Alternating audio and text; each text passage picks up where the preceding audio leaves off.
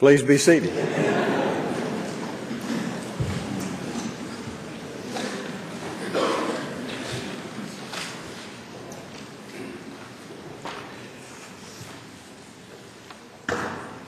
Lieutenant Governor Ivey, Speaker Hubbard, President Marsh, distinguished guests, members of our Alabama legislature, Chief Justice Moore, and members of our Supreme Court, and my fellow Alabamians.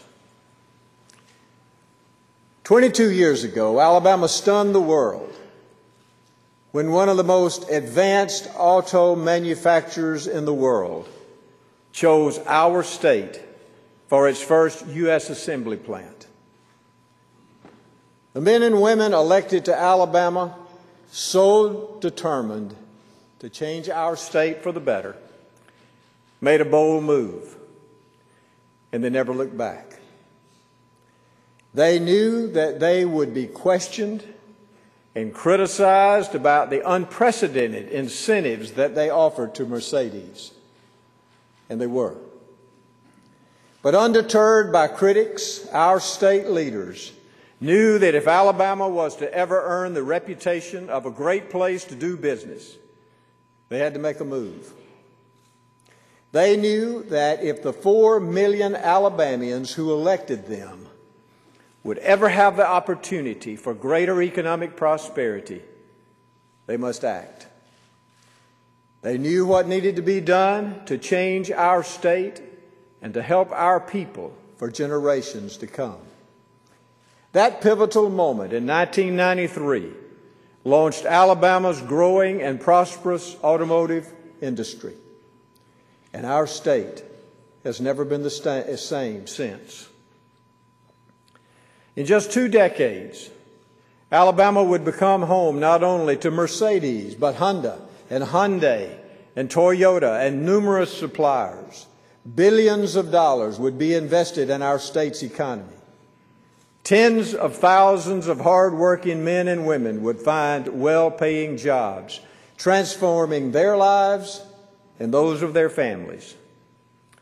And the nation would come to see Alabama as a premier model for advanced manufacturing recruitment.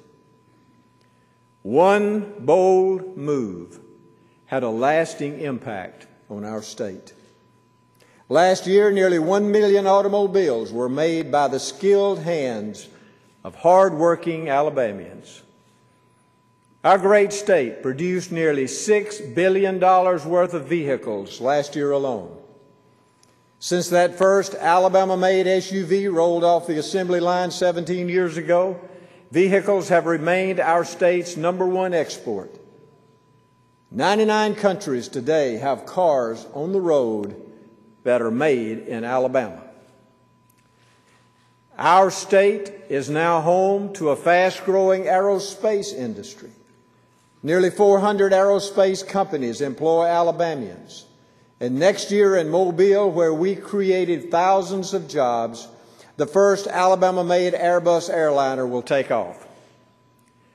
We have recruited over 63,000 new future jobs to this state since 2011. Alabama's unemployment rate is the lowest it has been in 6 years. And our economy supported more jobs than it has since 2008.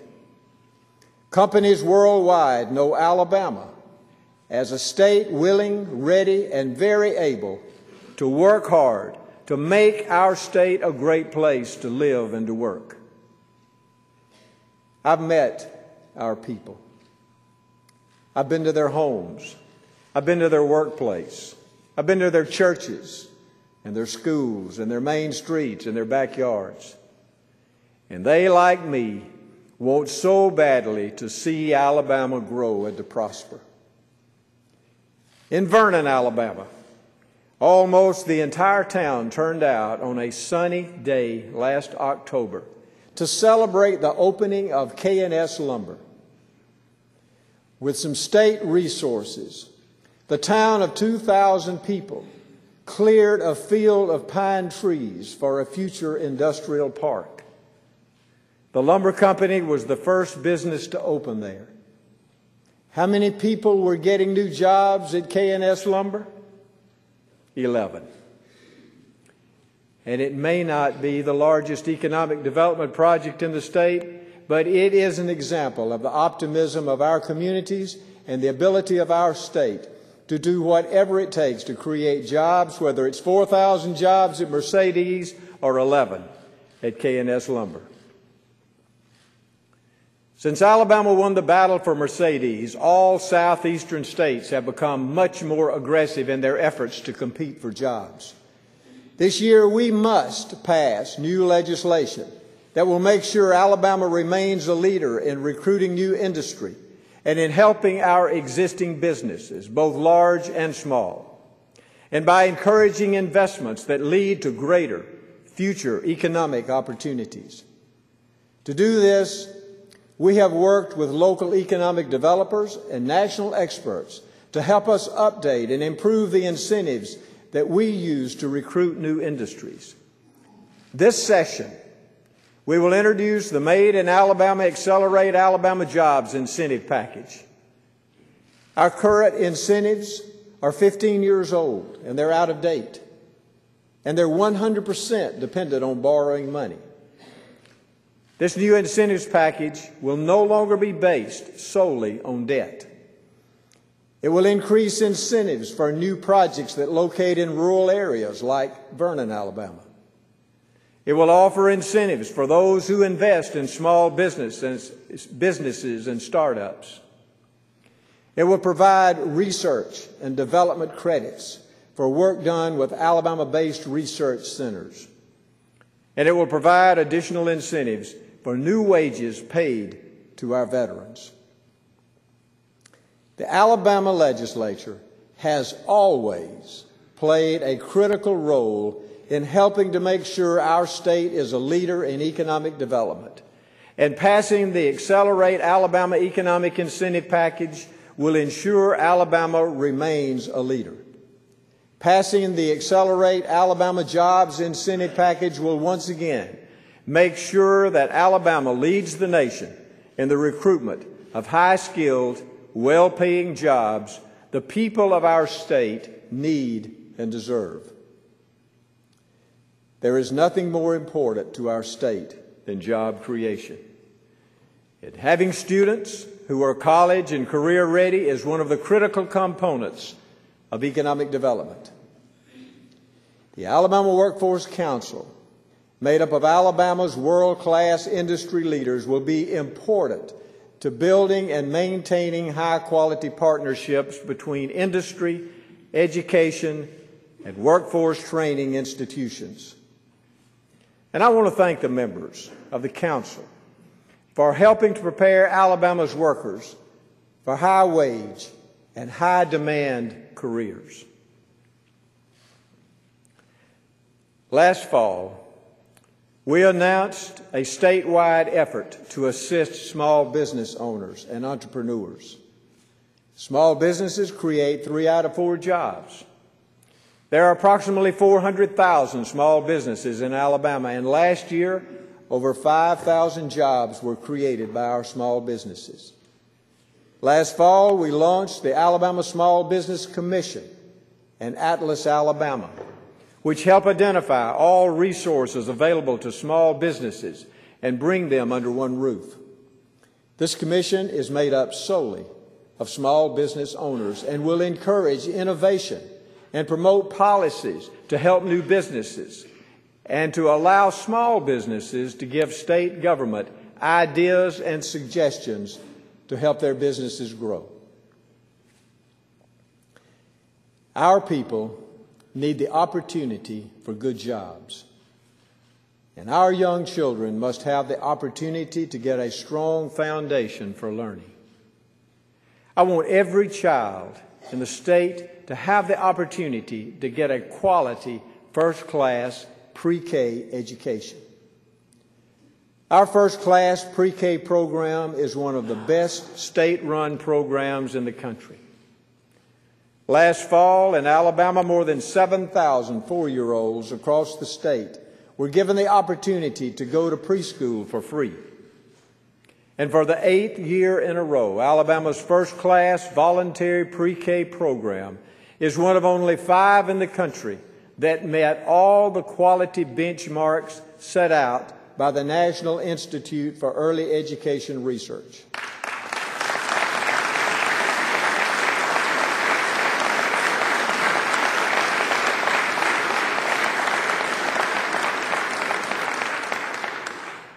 Now, we must continue to expand our pre-K program because it makes a real difference in the lives of the education of our children.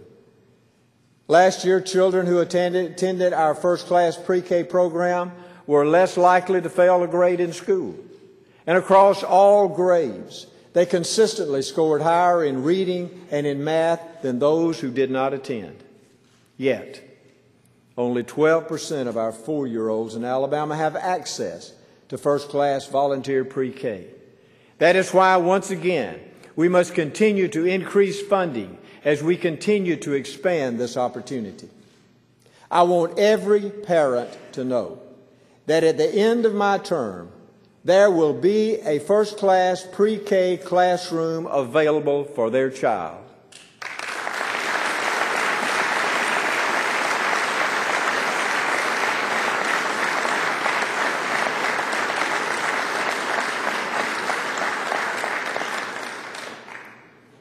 We will also embark on a program to make our people healthier. In the days to come, I will, through executive order, create the Alabama Health Care Improvement Task Force.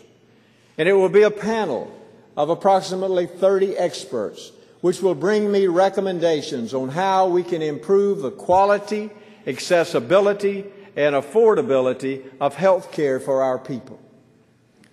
Alabama faces major problems with chronic conditions. Many of our health issues are related to lifestyle choices. They're related to poverty, and they're related to lack of access to quality health care. We must take real steps to reverse the troubled health trends that have occurred in our state. We have already begun this process by reforming Alabama's Medicaid system. And as we try to get our people off Medicaid and into private payment programs through job creation, we must realize that our hospitals, especially in rural areas, are dependent on Medicaid to survive. We are establishing regional care organizations and will focus on improved outcomes for patients to help lower cost and better manage the health care services given to those who are served by Medicaid.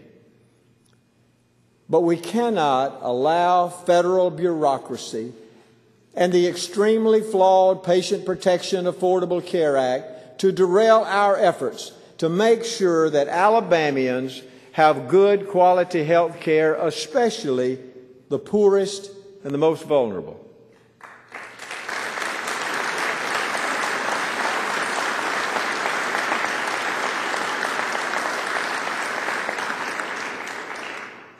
As a physician, I know the health care needs in Alabama, and we intend to create solutions that are specific to the needs of Alabama's people. As a conservative leader, there are 3 things that are important to me: upholding the rule of law, using our state resources wisely and efficiently, and preserving the autonomy of state government. In Alabama, the problems that have plagued our prison system for decades have put those principles at risk. The rule of law must be observed, and those who break the law should be held accountable for their actions. The blunt facts are alarming. Alabama's state-operated prison facilities, the most overcrowded in the United States, are operating at more than 195% capacity. We have been forced to rely on short-term fixes that have proven costly, dangerous, and disorganized. The result has been an overall increasingly inefficient system. That is why, over the past year, Alabama lawmakers, leaders in the criminal justice system, local and state judges, district attorneys, victims' rights groups, and many others have collaborated as part of the Prison Reform Task Force to develop a new plan to reform our prison system. Now, it won't be easy, and it certainly won't be cheap.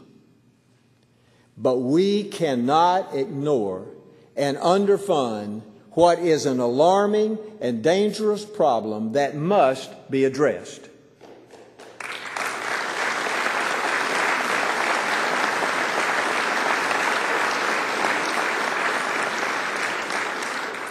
As leaders of this state, chosen by the people that we serve, we are elected to solve problems, not pass them on to someone else or to future generations.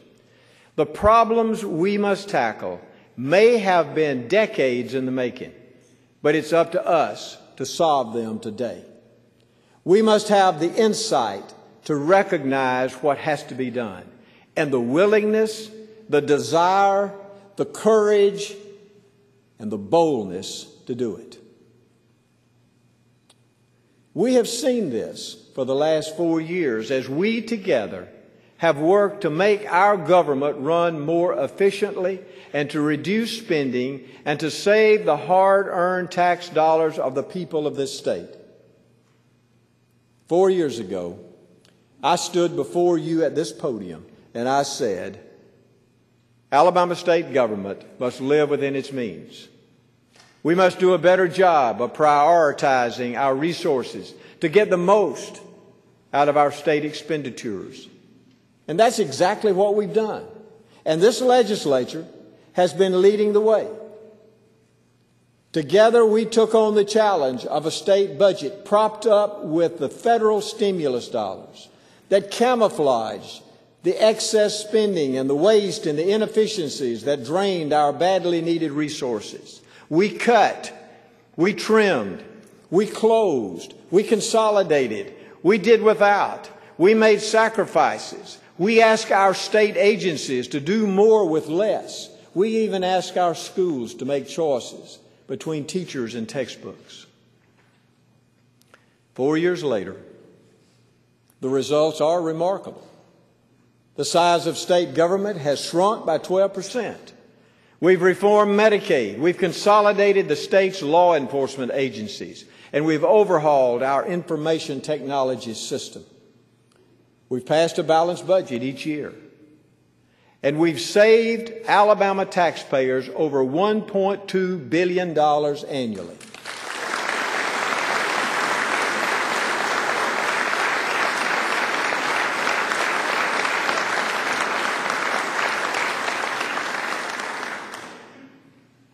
And still today, 4 years later, it is not enough. We have a $264 million combined shortfall in our general fund and education budgets. Our state is in debt. We owe millions to the federal government. We owe millions to the bank. We owe millions to our taxpayers by way of a borrowed-out rainy day fund. As the men and women elected and accountable to the hard-working taxpayers, we must give them a more efficient, effective, and accountable government.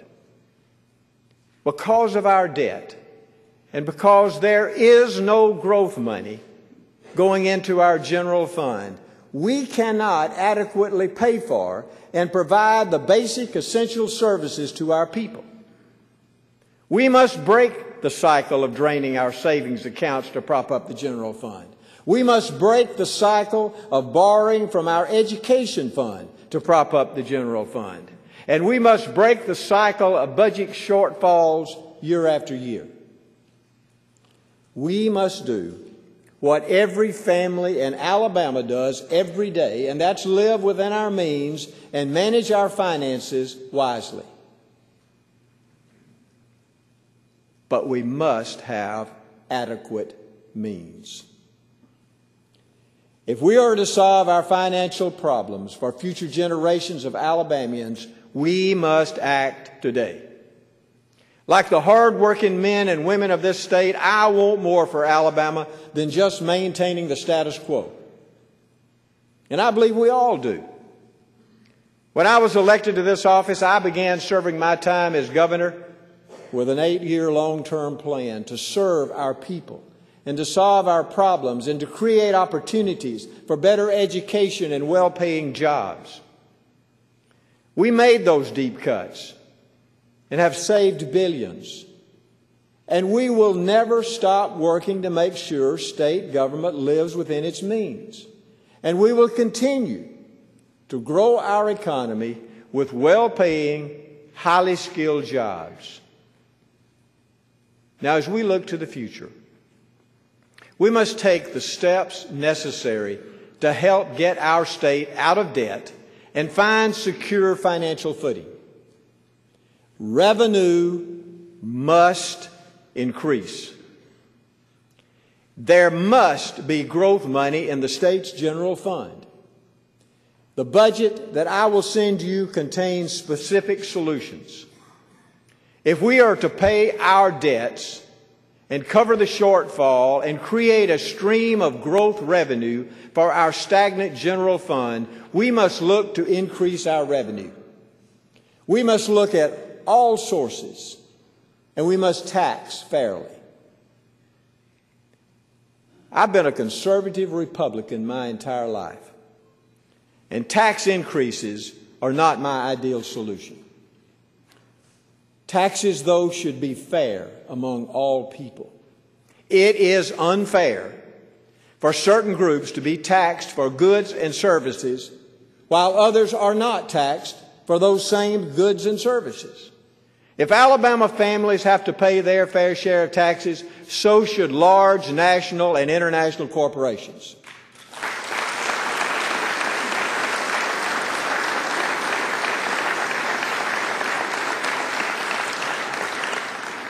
Almost 2/3 of the corporations operating in Alabama pay zero income tax. I'm going to let that sink in a minute. Of the 3,000 Fortune 500 corporate tax returns filed in Alabama, almost 58% paid no income tax to our state. By requiring combined reporting, we will eliminate that loophole. The budget I will send you will contain 8 separate tax increase proposals, which are fair and are necessary for a total of $541 million in estimated increased revenue. Now, we must also free up funding so that our legislature can better manage where the money goes. 91% of our state revenues for both budgets are already earmarked. Alabama has the highest percentage of earmarks in the country by a huge margin. I will propose we unearmark some of those funds so that we can better determine the needs for our state and steer the taxpayer dollars where they will best be used. The plan I am proposing will replace those funds that we unearmark and create more money in the Education Trust Fund. The results in our Education Trust Fund will be an increase of an estimated $250 to $300 million for K through 12 education, the state's 2-year systems, and higher education. The problems we now face have been years, even decades in the making. We cannot put off solving these problems anymore. We cannot cut our way out of this. There is nothing more conservative than paying your debts and getting your financial house in order. And by keeping spending at a reasonable level, we will actually save money and potentially create a surplus in the general fund in future years. The problems we face may not have been ours to make, but they are ours to solve. We must continue to create opportunities for better education and better jobs and a better way of life for our people.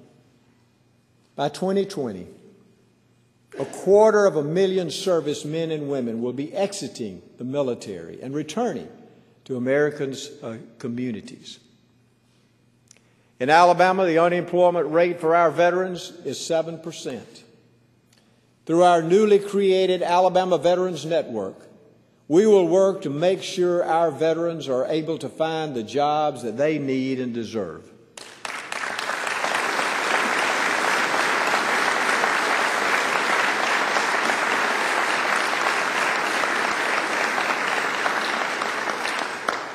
Through AlaVetNet, we will introduce legislation that creates an employer tax credit for hiring any unemployed veteran.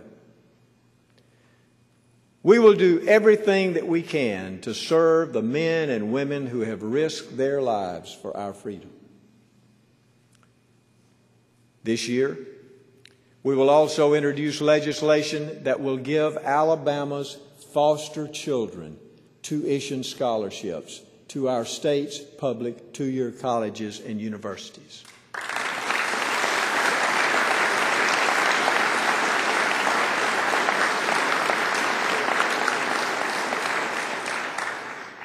This plan, called Fostering Hope, will offer children currently or formerly in Alabama's foster care system the opportunity to get a college education.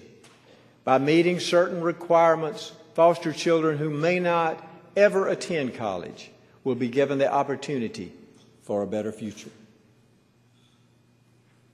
Since 2011, our First Lady has been a voice for victims of domestic violence and their children.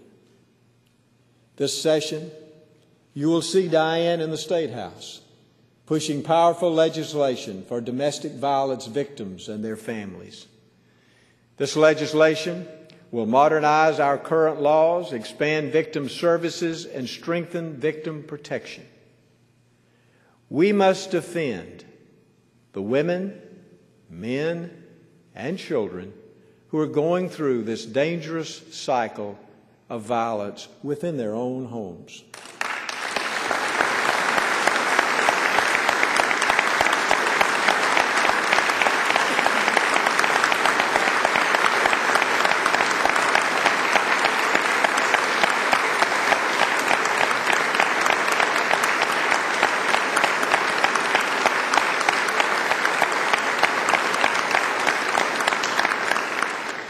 And I hope that you will join me and members of my administration in our proud support of Diane in her effort to protect Alabama families from domestic violence.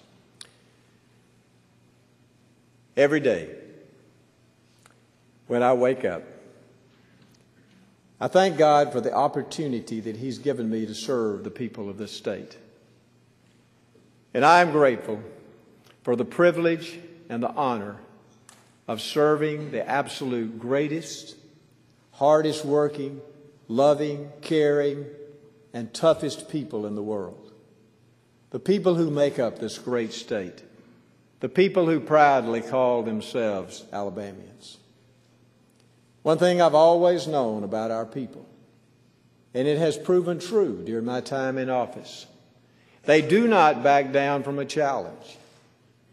Not when they're fighting for their basic civil rights, not in defending our nation's freedoms, and not in the aftermath of natural disasters.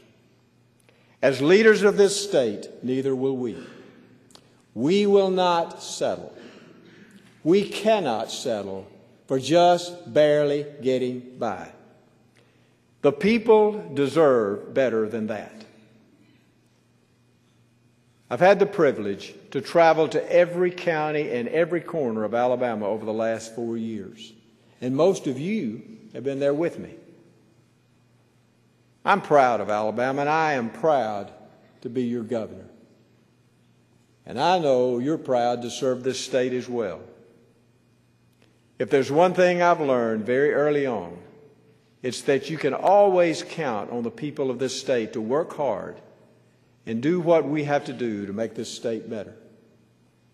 The night I was reelected, I promised the people of this state that we will face challenges head on.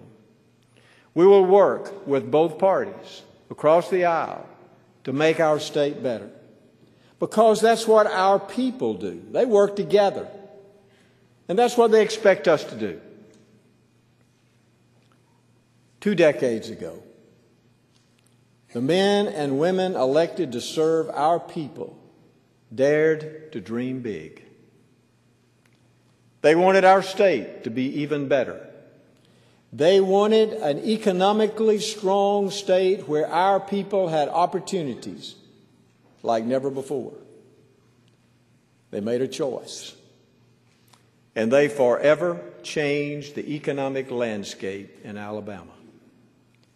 And they proved that one bold move in the face of skepticism and even criticism can forever change the course of our state. It is time we change course. It is time we lead our great state and the great men and women who sent us here. It is time for a bold move. May God bless you all. And may God bless the great state of Alabama.